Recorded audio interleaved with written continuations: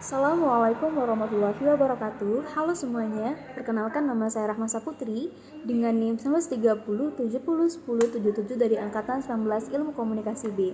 Di sini saya akan menjelaskan mengenai elemen programming dari mata kuliah siaran televisi yang diampu oleh Bapak Muzar Apandi. Nah, elemen programming terdapat beberapa poin. Yang pertama, materi produksi atau audiens.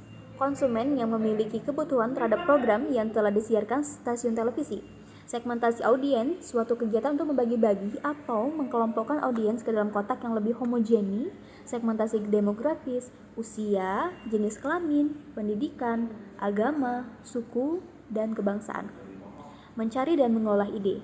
Human interest, kejadian, gaya hidup, fenomena sosial, pengalaman, hasil karya, research, data-data faktual, serta hobi.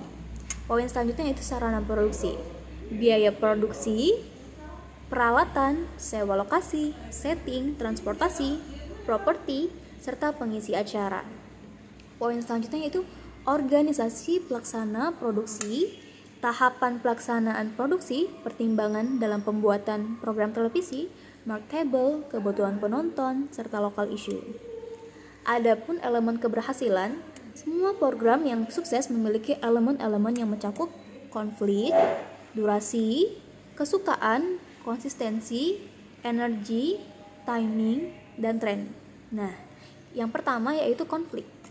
Penjelasannya yaitu adanya benturan kepentingan atau benturan karakter di antara tokoh-tokoh yang terlibat. Pengelola program harus berusaha sebisa mungkin untuk menawarkan pandangan-pandangan yang bertentangan atau pandangan yang berbeda. Ini tidak hanya akan membuat pertunjukan televisi menjadi adil, tetapi juga bagus. Yang kedua, yaitu durasi. Suatu program yang berhasil adalah program yang dapat bertahan selama mungkin, ditinjau dari durasi atau lamanya penayangan program tersebut. Nah, suatu program itu terdiri atas program yang dapat bertahan lama, durable program, dan program yang tidak dapat bertahan lama, non-durable program. Kesukaan, ada kalanya orang menyukai suatu program bukan karena isinya, namun lebih tertarik kepada penampilan pemain utama atau pembawa acaranya tersebut. Nah, gimana nih? Yang selanjutnya itu konsistensi. Suatu program harus konsistensi terhadap tema dan karakter pemain yang dibawanya sejak awal. Para penulis cerita, sutradara, dan pemain haruslah bertahan pada tema atau karakternya sejak awal. Nah, dengan demikian tidak boleh terjadi pembelokan atau penyimpangan tema atau karakter di tengah jalan yang akan membuat audiens bingung dan pada akhirnya meninggalkan program itu. Nah, jadi sejak awal kita harus tetap mempertahankannya dari awal ya guys, karakter-karakter dan temanya. Yang kelima yaitu energi. Setiap program harus memiliki energi yang mampu menahan audiens untuk tidak mengalihkan perhatiannya kepada hal-hal lain. Suatu program yang memiliki energi harus memiliki 3 hal, yaitu kecepatan cerita, excitement daya tarik, gambar yang kuat. Selanjutnya yaitu timing. Programmer dalam memilih suatu program siaran harus mempertimbangkan waktu penayangan atau timing, yaitu apakah program bersangkutan itu sudah cocok atau sesuai dengan zamannya. Nah, setiap program harus dapat menjaga keharmonisannya dengan waktu. Nilai-nilai atau gaya hidup yang diperlihatkan tidak boleh bertentangan dengan nilai-nilai yang masih berlaku dan dipertahankan oleh audiens. Yang selanjutnya yaitu tren. Seorang programmer dalam memilih program harus memiliki kesadaran terhadap adanya hal-hal yang tengah digandrungi di tengah masyarakat, program yang sejalan dengan tren yang berkembang atau lebih menjamin keberhasilan. Setiap tren program televisi tentu saja mengalami masa puncaknya dan masa menurunnya, yaitu ketika audiens mulai merasa jenuh dan rating acara sudah turun.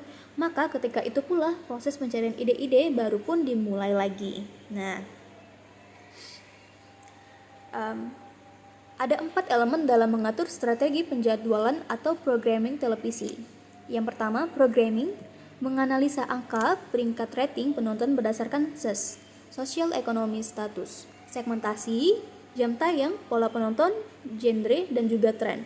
Selanjutnya itu production, mengkaji sisi produksi dari setiap acara mulai dari format drama, non-drama, news atau sport. Story treatment, production case, artis, bintang, band, dan lain-lain. Directing, production design, artistik, grafik, shoot, editing, wardrobe, dan sebagainya. Selanjutnya itu marketing. Membahas strategi marketing dan sales untuk mendapatkan profit.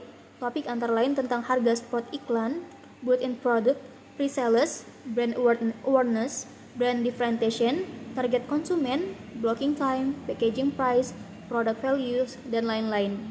Poin selanjutnya itu purchasing dan distribution.